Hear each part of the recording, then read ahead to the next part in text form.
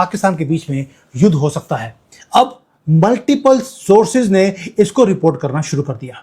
अगर आप देखेंगे क्या बोल रहे हैं, सारे जितने भी यूएसए के थिंक टैंक्स हैं उन्होंने बोलना शुरू कर दिया कि कॉन्फ्लिक्ट भारत और पाकिस्तान के बीच में कभी भी हो सकता है और जो होगा it is going to be much more dangerous, क्योंकि मोदी जी ने सबकी बात सुननी अब बंद कर दी है।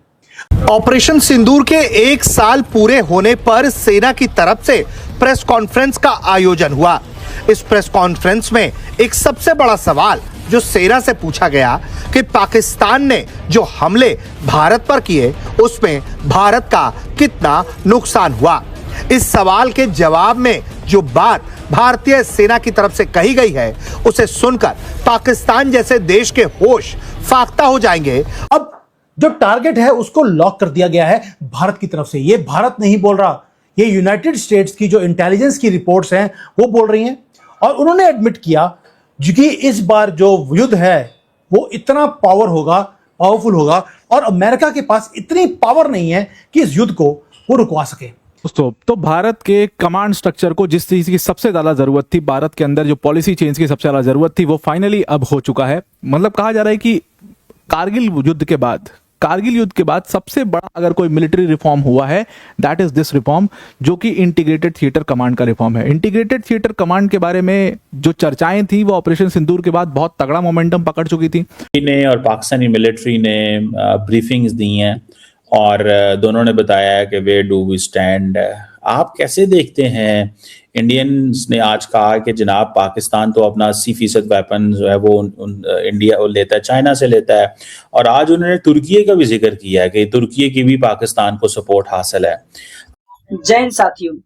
दोस्तों, जैसा कि आपको पता ही है कि इस बार ऑपरेशन सिंदूर के 1 साल होने के बाद इंडिया ने एक बहुत बड़ी मिलिट्री एक्सरसाइज रखने का दावा रखा है और वो करेंगे भी।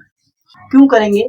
कि इस बार अगर देश के अंदर आतंकवादी हमला हुआ तो बिल्कुल ही मंजूर नहीं होगा, जिसको लेकर ये काफी दबदबा बनाने की कोशिश कर रहे हैं। इसी को देखते हुए जो पाकिस्तानी मीडिया है उन्होंने कहा कि हम भी क्या करेंगे, बहुत बड़ी मिलिट्री एक्सरसाइज करेंगे, जिसकी वजह से काफी जो है इंडिया हमसे डरने लगेगा।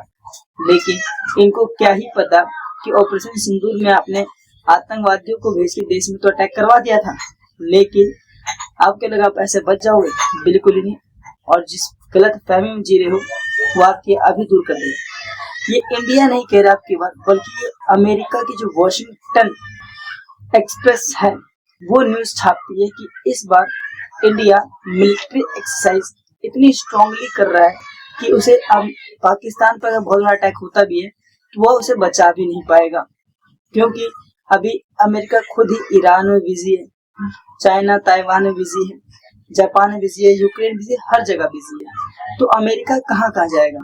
और यही अच्छा मौका है और एकदम खतरनाक प्लानिंग चल रही है मोदी जी की कि किसी भी तरीके से पाकिस्तान को घेर के और जो उसका पीओके वाला हिस्सा है उसे पहले वापस लाया जाए और उसे सबक सिखाया जाए, क्योंकि वक्त आ गया है पीओके वापस लेने का।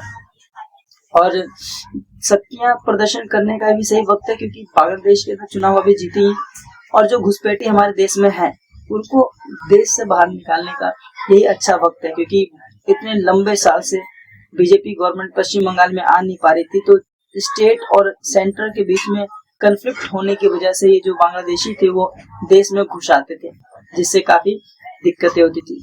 वीडियो के एंड तक बने रहिएगा, मिलते हैं वीडियो की एंड में। और पसंद आ रहा हो तो प्लीज चैनल को लाइक करें और सब्सक्राइब करें। मिलते हैं वीडियो के एंड में। भारत और पाकिस्तान के बीच में युद्ध हो सकता है। अब मल्टीपल सोर्सेज ने इसको रिपोर्ट करना शुरू कर दिया। अगर आप देखेंगे क्या बोल रहे हैं, सारे जितने भी यूएसए के थिंक टैंक्स हैं उन्होंने बोलना शुरू कर दिया कि कॉन्फ्लिक्ट भारत और पाकिस्तान के बीच में कभी भी हो सकता है और जो होगा it is going to be much more dangerous, क्योंकि मोदी जी ने सबकी बात सुननी अब बंद कर दी है। अब जो टारगेट है उसको लॉक कर दिया गया है भारत की तरफ से। ये भारत नहीं बोल रहा, ये यूनाइटेड स्टेट्स की जो इंटेलिजेंस की रिपोर्ट्स हैं वो बोल रही हैं और उन्होंने एडमिट किया कि इस बार जो युद्ध है वो इतना पावरफुल होगा और अमेरिका के पास इतनी पावर नहीं है कि इस युद्ध को वो रुकवा सके। दोस्तों जो एलीट इंटेलिजेंस के सर्कल्स हैं अमेरिका के अंदर, उन्होंने पैनिक बटन को दबाना शुरू कर दिया, क्योंकि जो इंडिया पाकिस्तान का वॉर है अब वो बहुत दूर जाकर कोई पॉसिबिलिटी नहीं है। वो गारंटी दे रहे हैं वो कि ये कभी भी हो सकता है and it is going to be absolute blood bath. जो उन्होंने क्या बोला, एक चीज और, जो ऑपरेशन सिंदूर के अंदर आपने देखा था वो आप भूल जाइए।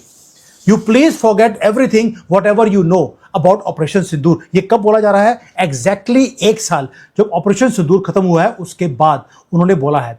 जो फॉरेन अफेयर्स की जो मैगजीन्स हैं, कार्नेगी जो रिपोर्ट्स हैं, वो सारे के सारे, इवन की जो डॉन है पाकिस्तान का, उन्होंने बोल दिया कि जो जियो पॉलिटिकल थिंक टैंक्स हैं पूरे दुनिया के, वो स्क्रीम कर रहे हैं इस वार्निंग के लिए कि फुल स्केल वॉर कभी भी हो सकता है। It is writing on the wall and nobody is going to come and save Pakistan this time। लेकिन जो वॉशिंगटन है वो इतना ज्यादा टेरिफाइड क्यों है यार? पाकिस्तान की वाट हमने लगानी है और तुम्हारे पेट में दर्द क्यों हो रहा है? उसका रीजन है कि अमेरिका खुद इररेलेवेंट हो चुका है। आपको याद होगा डोनाल्ड ट्रंप, उसने क्या बोला था? पूरे दुनिया की मीडिया के सामने खड़े होकर उसने बड़े एरोगेंट, और दोनों ने बताया कि वे डू वी स्टैंड। आप कैसे देखते हैं? इंडियंस ने आज कहा कि जनाब पाकिस्तान तो अपना 80% वेपन जो है वो इंडिया लेता है, चाइना से लेता है, और आज उन्होंने तुर्की का भी जिक्र किया है कि तुर्की की भी पाकिस्तान को सपोर्ट हासिल है। आपको क्या लगता है, क्या इंडियन फौज ये कहना चाह रही थी कि जनाब हमें किसी की सपोर्ट हासिल नहीं है और पाकिस्तान को सपोर्ट हासिल है? What do you make of that? और particularly at the end of the day what is after 1 year जो भी जियो स्ट्रेटेजिक सिचुएशन डेवलप हुई है, where do India and Pakistan stand as an outsider when you are sitting in Washington? किसको क्या फायदा हुआ, क्या नुकसान हुआ? What do you make of that sir? तो पहले तो देखिए, आपने पिछले 2-3 महीने से, जब से ये जंग शुरू हुई ईरान के साथ, काफी इंडिया की क्रिटिसिज्म की जा रही है कि India has not said anything about Israel's illegal attacks on Iran. उसके बदले में अगर आप ये, अब मैं ये बात कह रहा हूँ ना, देखो मैं कह रहा हूँ कि इंडिया ने इजराइल के खिलाफ क्यों नहीं कहा जेनोसाइड गाजा, तो ये 2 चवन्नी के जो इनके आईटी सेल के बंदे हैं, 2-2 सेंट 3-2 रुपये क्या पता नहीं, जिसके लिए कमेंट्स लिखते हैं, वो भी आके लिखते हैं कि इजराइल ने हमारी मदद की थी कारगिल में, इसलिए अमेरिका इंडिया कभी इजराइल का कनेक्ट। तो आम जनता में ये बात फैल गई है। फिर बाद में डॉक्टर जयशंकर ने खुद कहा कि Israel helped us in all the Wars. तो अगर आप खुद ही कह रहे हो कि इजराइल ने हमारी मदद की, हमेशा मदद करती है, इजराइल इतनी मदद हमारी करती है इसलिए हम इजराइल को क्रिटिसाइज ही नहीं कर सकते, तो फिर ये कहना कि पाकिस्तान को चाइना की मदद मिल रही है, टर्की की मदद, हमको किसी की जरूरत नहीं है, इट्स क्वाइट कॉन्ट्रडिक्टरी। अगर आप पूरी तरह से आत्मनिर्भर है तो आप अपने प्रिंसिपल्स पर, ग्लोबल वैल्यूज पर, नॉर्म्स पर बोलना चाहिए कि अमेरिका और इजराइल दोनों ने इंटरनेशनल लॉ वायलेट किया। इंडिया को तो बड़ा शौक है ना जाके बनने का यूएन सिक्योरिटी काउंसिल के परमानेंट मेंबर, तो यूएन के जो वैल्यूज है उस पर तो कुछ बोले। सो आई थिंक मैंने देखा दोनों press conferences, they are trying to win the war after the war is over. तो अब ये नैरेटिव की जंग चल रही है, तो अब नैरेटिव बिल्ड कर रहे हैं। अब तक तो आपको समझ में आ ही गया होगा कि किस प्रकार से जो है एक हाइप क्रिएट किया गया था कि अगर इंडिया वॉर की टैक्टिक्स में अपना रहे तो पाकिस्तान भी क्या करेगा, उस पर अटैक करेगा, जो कि इसकी बहुत बड़ी गलतफहमी थी। उसे पता नहीं पाक मीडिया को ऐसा क्यों लगता है कि वो इंडिया को हरा सकते हैं। पूरी पाकिस्तानी अवाम को लगता है कि वो इंडिया से जीत जाएंगे, लेकिन उसकी आर्मी को लगता है वो हार जाएंगे। आप कारगिल उठा लो, 1947 उठा लो, 1965 लाल बहादुर शास्त्री ने देश में घुस के मारा था, या फिर आप 1971 इंदिरा गांधी ने तो देश ही तोड़ दिया था। आप कभी भी उठा के देख लो, इंडिया हमेशा हावी रहा और हावी रहेगा।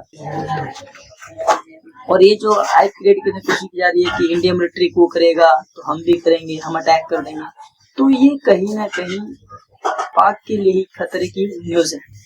बाकी मेरा मानना है बाप बाप होता है, बेटा बेटा। बाकी आपकी क्या राय, कमेंट करना ना भूलें।